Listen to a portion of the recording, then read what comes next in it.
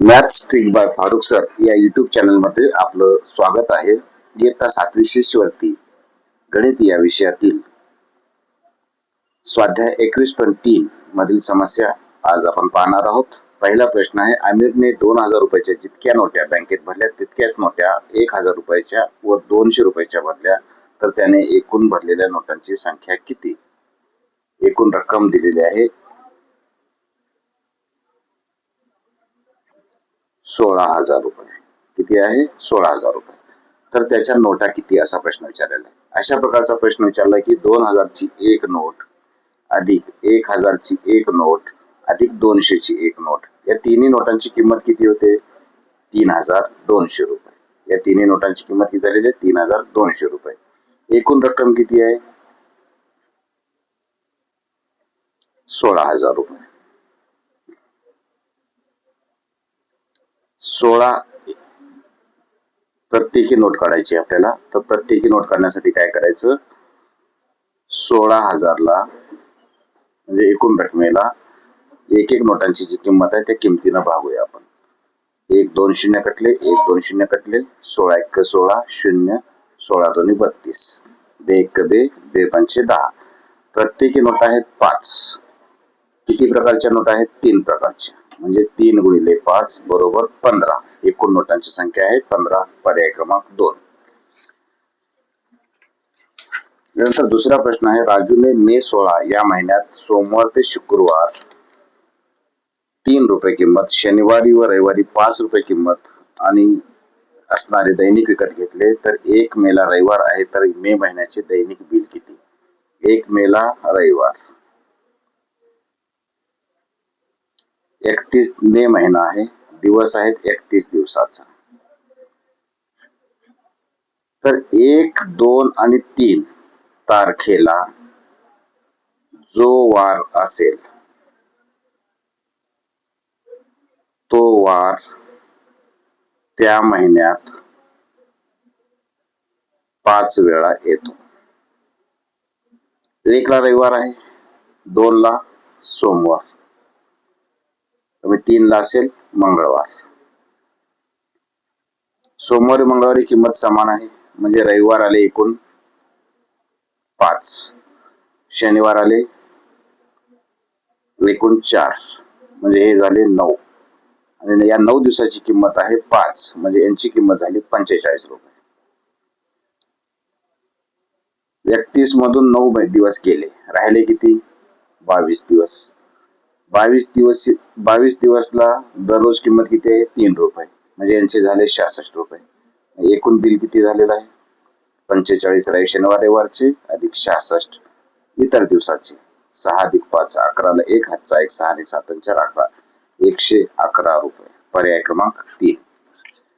यानंतर तिसरा प्रश्न आहे, शिक्षकांनी वर्गात 1 रिम 5 दस्ते व 12 सुटे कागद आणले, तर प्रत्येक विद्यार्थ्याला 1 डझन कागद वाटले, तर ते किती विद्यार्थ्यांना पुरतील? एकूण कागद किती आणले? एकूण कागद. आता याआधी सगळ्यात आधी लक्षात ठेवा की 1 रिम बरोबर 480, 1 दस्त बरोबर 24,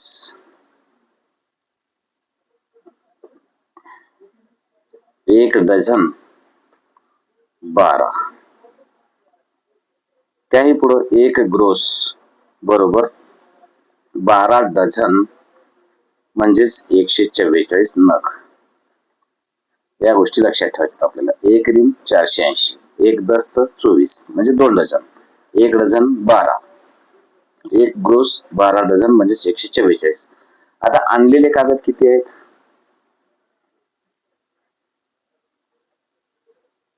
1 रिम बरोबर किती? 480, 5 दस्त, 1 दस्त 24, 24 गुणिले 5 120, आणि सुटे किती आहेत? 12. एकूण झाले 2, 8 आणि 2 10 आणि 11 ला 1 हातचा 1, 4 आणि 2 6, 612. हे प्रत्येक मुलाला 1 डझन. 1 डझन म्हणजे किती? 12, म्हणजे 612 कागद. 12 कागदांच्या प्रमाणे किती मुलांना पुरतील? 12 1 12, 12 5 60, 1 उरले 12 झाले, 12 1 12, म्हणजे 51 मुलांना पुरतील. पर्याय क्रमांक 3.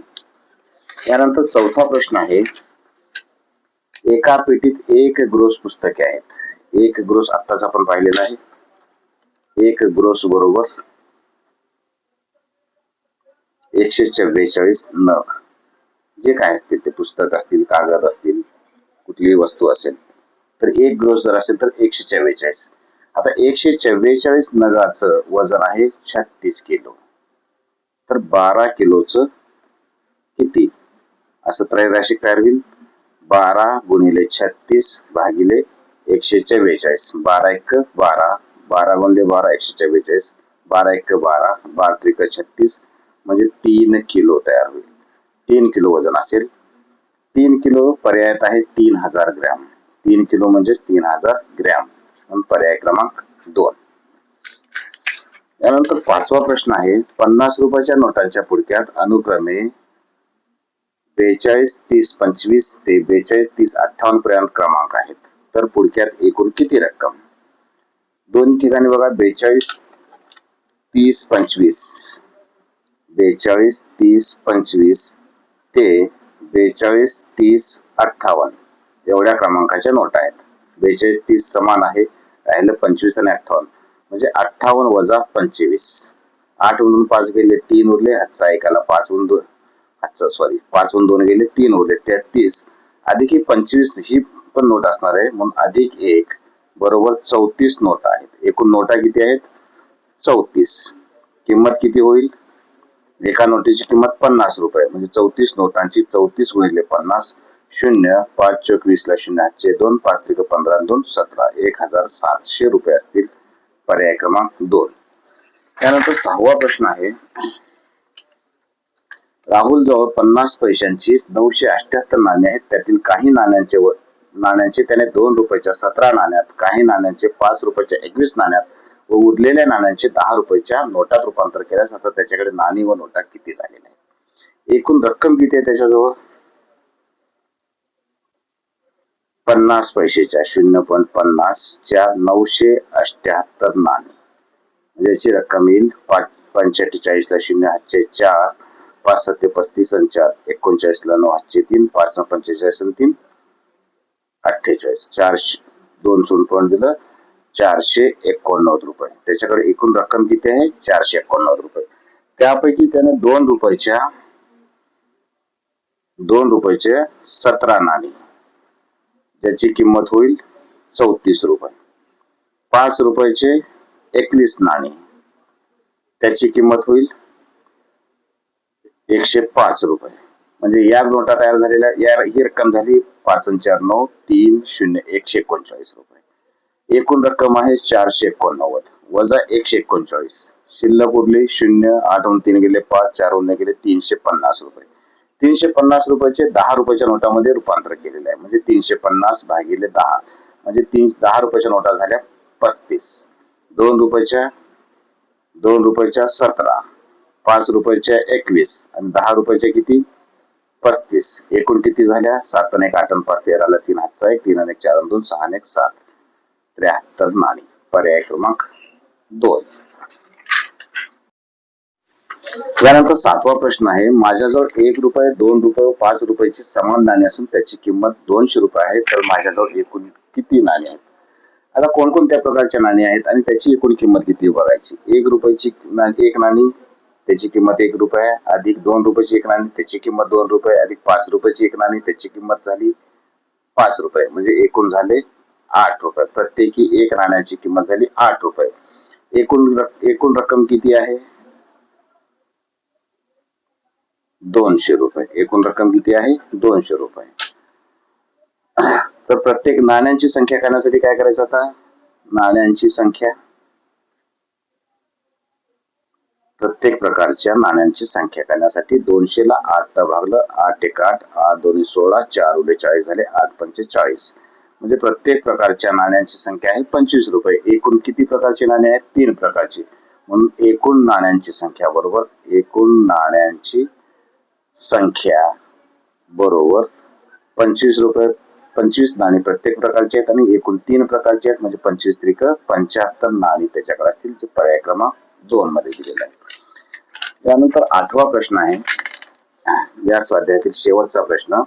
5 रुपये, 20 रुपये, 50 रुपयाच्या समान नोटा घेतल्यास 4500 रुपयाच्या रकमेत प्रत्येक प्रकारच्या किती नोटा असतील? आता सोडवला तसाच प्रकारचा प्रश्न सोडवायचा आपल्याला. एक आहे 5 रुपयाची, त्याची किंमत 5 रुपये, दुसरी आहे 20 रुपयाची, त्याची किंमत 20 रुपये, आणि तिसरी आहे 50 रुपयाची, त्याची किंमत 50 रुपये. म्हणजे एका प्रत्येक नोटाची एक एक संख्या घेतली तर त्याची किंमत आलेली आहे 75 रुपये. एकूण रक्कम किती आहे? 4500 रुपये. तर प्रत्येक प्रकारच्या नोटा काढण्यासाठी काय करायचं आहे? 4500 ला 75 न भागायचं आहे. 25 त्रिक 75, 25 एक 25, 20 उरले, 25 8 200, 0, 3 1 3, 3 संग 18, 0. प्रत्येक प्रकारच्या नोटा असतील 60. इथं आपल्याला प्रत्येक प्रकारच्या विचारलंय. याच्या आधीच्या प्रश्नामध्ये एकूण नोटा विचारल्या होत्या, त्यामुळे प्रत्येक प्रकारच्या नोटा आहेत 60 रुपये. अशाच पद्धतीचे गणित शिकण्यासाठी maths trick by Farukh sir या चॅनलला सबस्क्राईब करा आणि बेल आयकॉन दाबा, म्हणजे पुढील अपडेट मिळतील. व्हिडिओ आवडल्यास लाईक करा आणि शेअर करा. धन्यवाद.